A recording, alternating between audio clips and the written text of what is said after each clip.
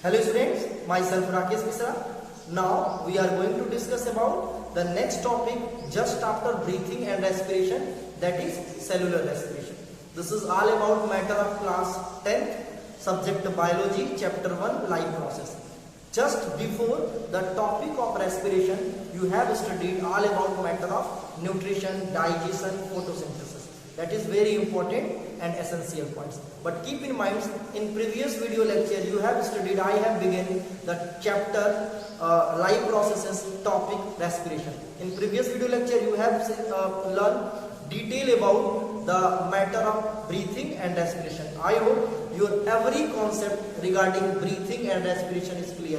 If you have any kinds of problem, if you have any kinds of doubt, then ask me in comment box. I will probably give you the solution whatever your problem.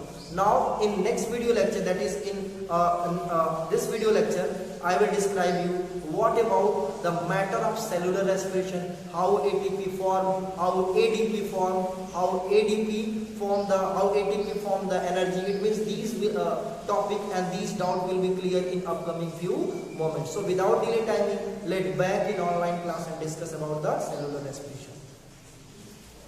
Cellular respiration.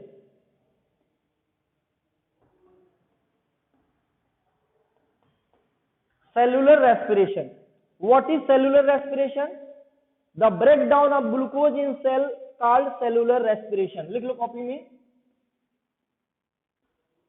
Breakdown of food to release energy. Breakdown of food to release energy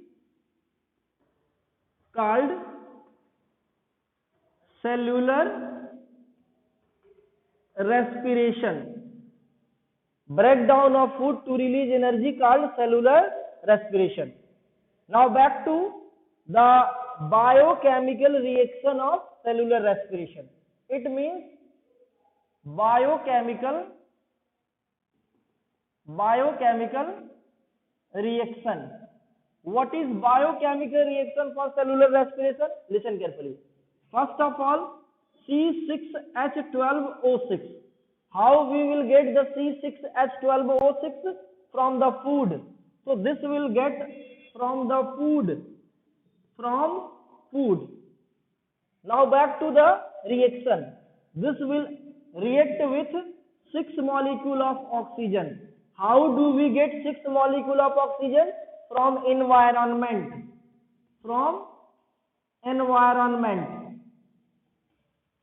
It means this process is known as inhalation. This is known as inhalation, or sometimes it is known as the inspiration. Sometimes this is known as the inspiration. Now back to see what happened after the reaction of glucose to the oxygen. This will convert into 6 molecules of CO2, 6 molecules of H2O plus energy. Listen carefully. So what happened for carbon dioxide? This will release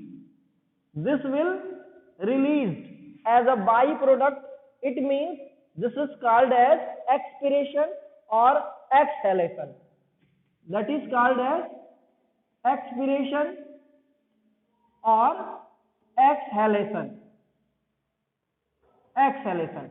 Listen carefully. Now back to see what happened for water. This water either store or release. If your body is required for water, then this will store. If your body do not need for water, then actually this water later released out in form of urine, in form of sweat, or in form of the saliva. Listen. So these are some form of water that your body released, or a tear, sometimes in form of tear. Now back to see what happened for energy. लिख लो copy में. अभी point सब note कर लो, पहले screenshot ले लो, फिर आगे समझाते हैं. स्क्रीनशॉट ले लो सब लोग और हैंड रेज करके बताओ.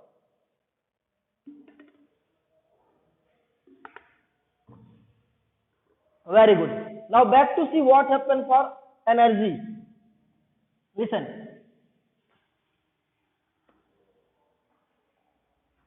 Actually, the energy you have seen later store in form of ATP.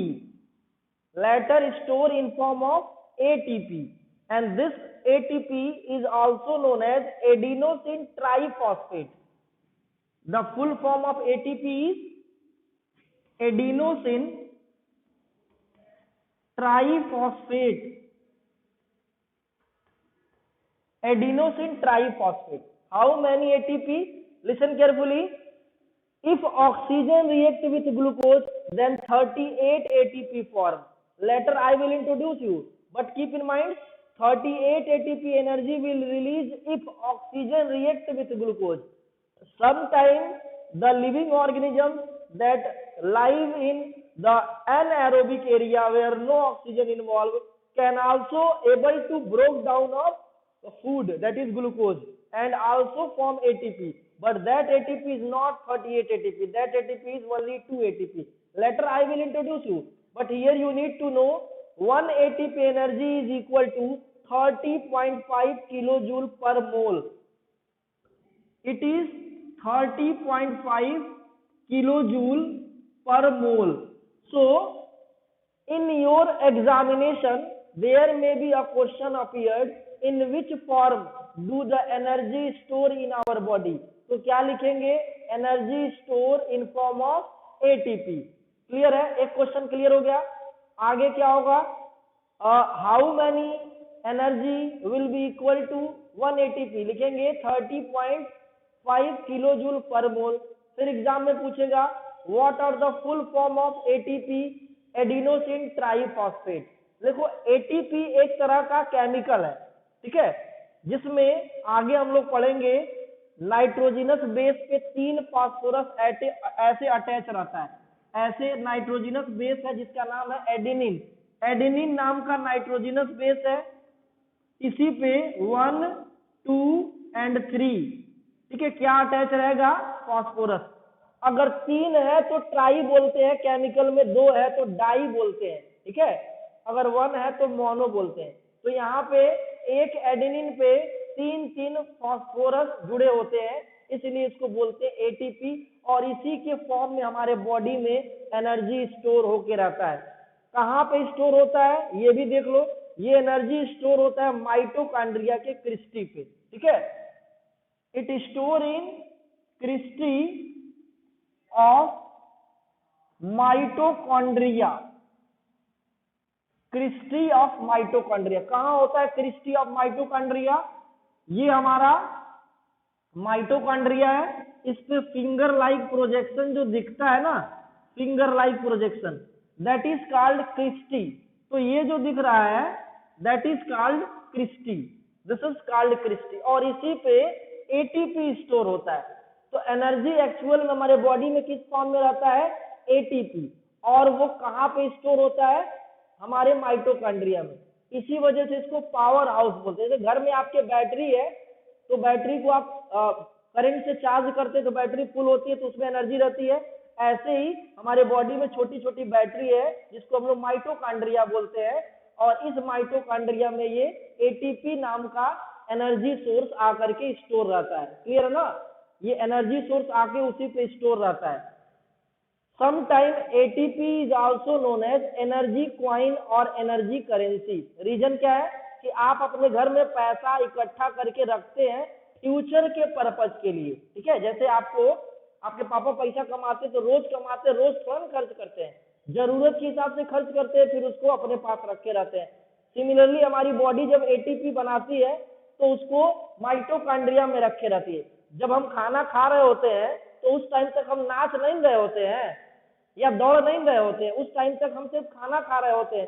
तो उस टाइम तक हमारी बॉडी जल्दी जल्दी एनर्जी स्टोर करके रखती है. फिर जब हमको जरूरत पड़ती है तो वो एनर्जी काम आती है. तो ये हमारी करेंसी है, ये हमारा क्वाइन है. एटीपी क्या है? हमारा करेंसी है और क्वाइन है जो हमारे फ्यूचर काम के लिए आता है जब हमारी बॉडी को इसकी जरूरत पड़ती है. So some time ATP is also known as energy currency.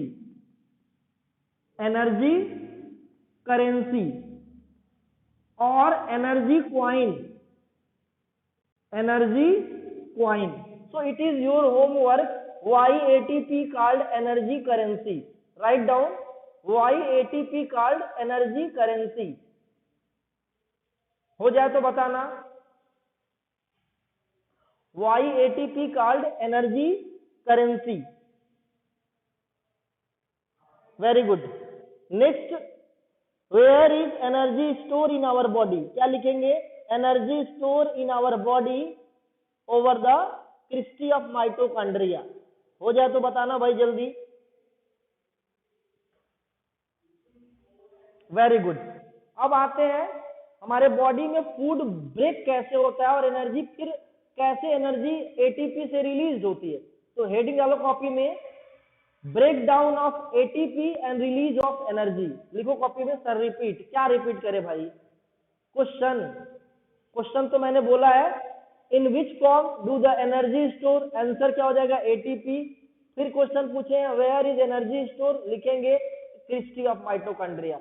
अगला क्वेश्चन, अगला हेडिंग लिखो कॉपी में, break down of ATP and release of energy. Heading break down of ATP and release of energy.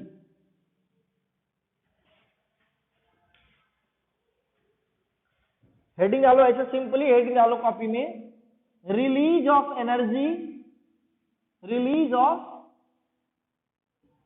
Energy through ATP, release of energy through ATP. लिख लो. फिर आगे बताते हैं जल्दी इसको. आज इसको मैं खत्म कर दूं. हो जाए तो बताना. Release of energy through ATP. Listen, how ATP release energy. ये तो सबको पता है कि एटीपी स्टोर करके रखता है, लेकिन रिलीज कैसे करता है? Listen, this is ATP. It means there is 3 molecule of phosphorus, PPP. That's why this is known as ATP or adenosine triphosphate. Adenosine triphosphate. Triphosphate. As water react with this ATP. जैसे ही ये ATP से water react करेगा, it means if this will react with H2O. अब ये मत पूछना H2O कैसे बनता है. ग्लूकोज जब ब्रेक डाउन होगा तो वहां H2O बन जाएगा. ठीक है. तो ये वाटर से जैसे ही रिएक्ट करेगा, तुरंत ही इससे एक फास्फोरस बाहर आ जाएगा. यहाँ पे एक फास्फोरस यहाँ से टूट जाएगा, तो क्या बन जाएगा? इसमें 2 फास्फोरस बच जाएंगे. 2 फास्फोरस और एक फास्फोरस बेचारा बाहर निकल जाएगा. तो सबको पता है कि सभी बायोकेमिकल में एक बॉन्ड एनर्जी होती है. वो एनर्जी तब निकलती है जब कोई मॉलिक्यूल टूटता है. आप देखेंगे जब छड़ को काटने वाला मजदूर छड़ को काटता है तो उस जगह पे टच करोगे तो जल जाओगे, काफी हीट निकलती है वहां से. तो कोई भी मॉलिक्यूल जब टूटेगा तो वहां से हीट निकलेगा या एनर्जी निकलेगी. तो यहाँ से एनर्जी बाहर निकल जाती है. एनर्जी बाहर निकल जाती है. ठीक है. और ये एनर्जी बाद में यूज हो जाती है किस काम के लिए? हमारे बॉडी के जो हम चाहते हैं. दौड़ना चाहते हो तो दौड़ने के काम पे. It means this will later used in different purpose. Different purpose. Keep in mind. कितनी एनर्जी रहती है? कितना अमाउंट ऑफ एनर्जी होगा? बताओ तो जल्दी फट से टाइप करके. कितना किलो जूल रहेगा पर मोल? अभी मैंने बताया है.